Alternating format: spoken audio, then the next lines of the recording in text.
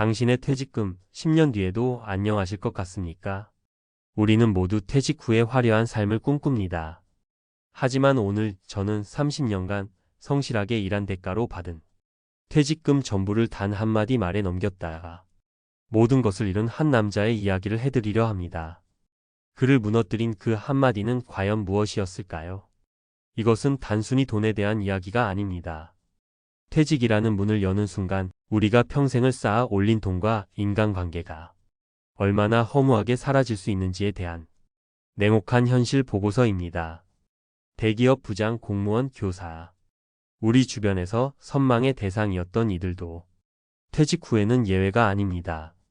4대 시중은행에서 30년간 근무하며 누구보다 숫자에 밝았던 김도영 부장님의 이야기를 해보겠습니다. 그는 50대 중반 명예퇴직금까지 합쳐 3억 원을 손에 쥐었습니다.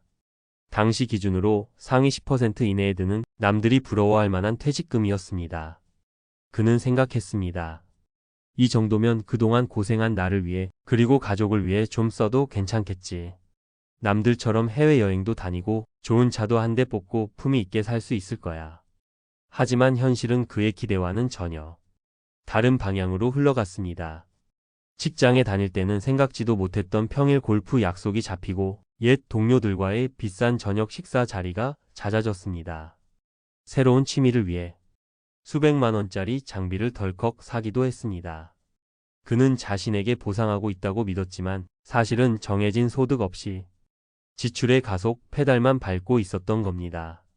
불과 2년이 채 지나지 않아 통장의 앞자리가 2번이나 바뀌는 것을 보고 그는 등골이 서늘해지는 것을 느꼈습니다. 2억도 아니고 3억이라는 돈이 이렇게 빨리 사라질 줄은 꿈에도 몰랐던 겁니다.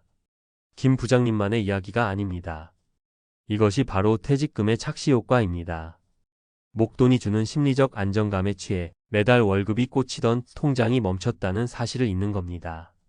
국민연금을 20년 넘게 부어도 실제 수령액이 100만 원 남짓인 경우가 허다한 현실에서 퇴직금은 노후의 든든한 버팀목이 아니라 잠깐의 신기루가 되기 십상입니다.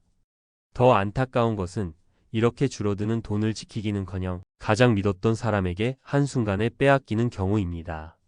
30년간 한 공장에서 성실함 하나로 버텨온 이성진 씨가 그랬습니다. 평생의 꿈이었던 소박한 노후를 눈앞에 두고 퇴직금을 받았을 때 가장 먼저 달려온 사람은 30년 지기 친구였습니다. 친구는 그의 어깨를 두드리며 말했습니다. 성진아, 내가 기가 막힌 자리를 알아봤어. 카페 하나만 차리면 넌 아무것도 할 필요 없이 앉아서 돈만 세면 돼. 나만 믿어. 앉아서 돈만 세면 된다는 그 달콤한 한마디. 이성진 씨는 평생의 신뢰를 바탕으로 한 친구의 말이기에 의심조차 하지 않았습니다. 퇴직금 통장을 고스란히 그에게 넘겼습니다. 결과는 처참했습니다. 얼마 뒤 친구의 전화는 없는 번호가 되었고 약속했던 카페 자리는 텅 비어 있었습니다. 남은 것은 거액의 빚과 당신은 그것도 하나 제대로 확인 안 했냐 는 가족의 피눈물 섞인 싸늘한 원망뿐이었습니다. 우리는 낯선 사람의 사기 전화는 경계하면서도 아는 사람의 유혹에는 너무나 쉽게 무너집니다. 특히 사회 경험이 풍부하다고 자부하는 퇴직자일수록 설마 나를 속이겠어라는 안일함이 모든 것을 잃게 만드는 가장 큰 함정이 됩니다. 자, 지금까지 우리는 퇴직 후 돈이 사라지는 두 가지 안타까운 현실을 살펴봤습니다. 하지만 지금부터가 진짜 중요합니다. 돈이 마르기 시작할 때 우리 곁에서 조용히 멀어져 가는 것. 바로 친구입니다. 37년간 회사를 다니다 월 130만 원의 연금 생활자가 된 최인규 씨의 이야기입니다. 퇴직 초기 그는 친구들과의 관계에 누구보다 자신이 있었습니다. 등산 동호회에 가입해 170만 원짜리 장비를 맞추고 식사 자리에서는 의뢰 15만 원, 20만 원씩 계산하며 건재함을 과시했습니다. 하지만 1년이 지나자 현실의 무게가 그를 짓눌렀습니다. 통장 잔고는 눈에 띄게 줄었고 매달 내야 하는 회비 5만 원짜리 친구 모임마저 부담으로 다가왔습니다. 그는 어느 순간부터 단체 대화방에서 말을 아끼기 시작했고 모임이 있다는 공지가 떠도 못 본 척했습니다. 그렇게 그는 스스로 친구들로부터 멀어져 갔습니다.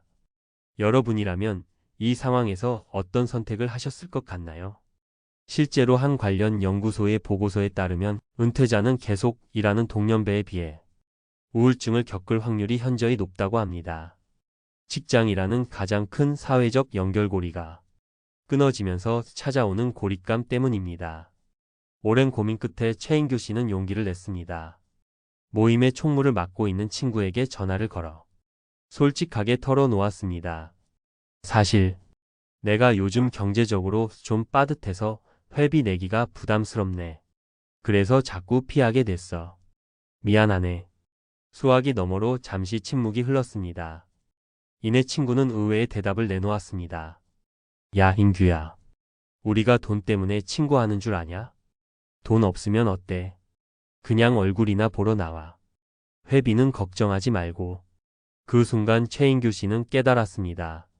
친구들이 자신을 떠난 게 아니라 돈 없는 모습을 보여주기 싫었던 자신의 자존심이 스스로를 고립시켰다는 것을요.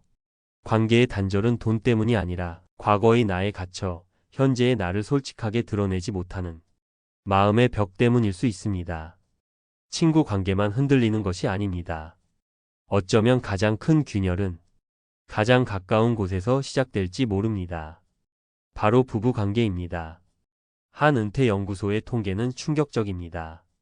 은퇴한 남편의 60%가 아내를 함께 있을 때 가장 즐거운 대상으로 꼽았지만 아내는 37%만이 남편을 그렇게 생각했습니다.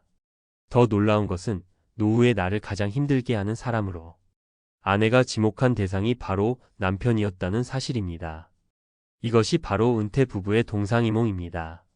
남편은 직장이라는 울타리를 잃고 가정과 아내에게 의존적으로 변하지만 아내는 오랜 세월 이어진 가사 노동에서 벗어나 비로소 자신의 삶을 찾고 싶어 합니다. 한 관련 기관의 보고서에서는 은퇴 후 배우자와의 시간을 줄이고 싶다는 응답이 늘리고 싶다는 응답보다 무려 6배나 많았다고 합니다. 이 통계가 바로 퇴직 후 부부들이 마주한 현실입니다. 그렇다면 어떻게 해야 할까요? 이렇게 돈도 친구도 가족과의 관계도 모두 잃고 마는 것이 우리의 정해진 미래일까요? 아닙니다. 지금부터라도 제대로 준비한다면 무너진 자리에서 더 단단하게 다시 시작할 수 있습니다. 첫째, 퇴직금 통장이 아닌 나만의 현금 흐름표를 만드십시오. 통장에 찍힌 목돈의 액수에 취해 있지 마십시오. 당장 다음 달부터 고정적으로 들어올 돈, 국민연금, 주택연금 등 반드시 나가야 할 돈, 공과금, 보험료, 대출이자 등을 냉정하게 종이에 적어 보십시오. 특히 건강보험료처럼 퇴직 후에 예상치 못하게 오르는 항목들이 있습니다. 국민건강보험공단 홈페이지에서 예상 보험료를 직접 모의 계산해 보는 것부터가 현실적인 준비의 첫걸음입니다. 내 노후는 목돈이 아닌 매달 마르지 않는 현금 흐름이 결정합니다. 둘째, 친구의 말이 아닌 계약서를 믿으십시오. 가장 믿는 친구일수록 돈 문제는 더 냉정해야 합니다. 너니까 알려주는 비밀 정보 라는 말의 유혹을 단호하게 거절할 수 있어야 합니다. 우리의 노후 자금은 대박을 노리는 투기 자금이 아니라 하루하루를 살아내야 하는 생존 자금입니다. 잘 모르겠다면 IRP, 즉 개인형 퇴직연금 계좌를 통해 전문가들이 만들어 놓은 안정적인 포트폴리오를 활용하거나 반드시 공인된 금융기관의 창구를 통해 상담하십시오. 셋째, 돈 쓰는 관계에서 마음 쓰는 관계로 전환하십시오. 비싼 밥과 술이 좋은 관계의 증표가 되던 시대는 이제 끝났습니다. 회비가 부담스럽다면 솔직하게 이야기하고 돈 안 드는 등산이나 산책을 제안할 용기가 필요합니다. 진짜 좋은 관계는 서로의 주머니 사정이 아니라 서로의 마음을 들여다보는 데서 시작됩니다. 마지막으로 나 혼자만의 은퇴 계획이 아닌 부부 공동생활 계획을 세우십시오. 은퇴는 혼자 하는 것이 아닙니다. 배우자와 마주 앉아 각자의 시간과 공간을 어떻게 존중할지, 어떤 활동을 함께하며 새로운 즐거움을 찾을지 구체적으로 대화하고 약속해야 합니다. 하루 세끼 밥만 기다리는 삼식이가 아니라 아내의 새로운 삶을 응원하고 함께 걸어가는 인생의 동반자가 될 방법을 찾아야 합니다. 퇴직 후 돈과 친구가 떠나가는 현실은 분명 뼈아픕니다. 하지만 오늘 우리가 살펴본 이야기들은 한 가지 중요한 사실을 말해줍니다. 이 모든 것은 정해진 운명이 아니라 결국 우리의 선택에 달려 있다는 것입니다. 화려한 은퇴라는 환상을 버리고 차가운 현실을 직시할 때 낡은 자존심을 내려놓고 가장 가까운 사람에게 진심으로 손 내밀 때 우리는 돈보다 소중한 관계를 지켜내고 훨씬 더 풍요로운 인생 2막을 만들어갈 수 있습니다. 오늘 이야기가 마음에 와닿으셨거나 비슷한 고민을 하고 계신다면 댓글로 여러분의 소중한 생각을 나눠주세요. 여러분의 경험 하나하나가 누군가에게는 큰 위로와 용기가 될 수 있습니다.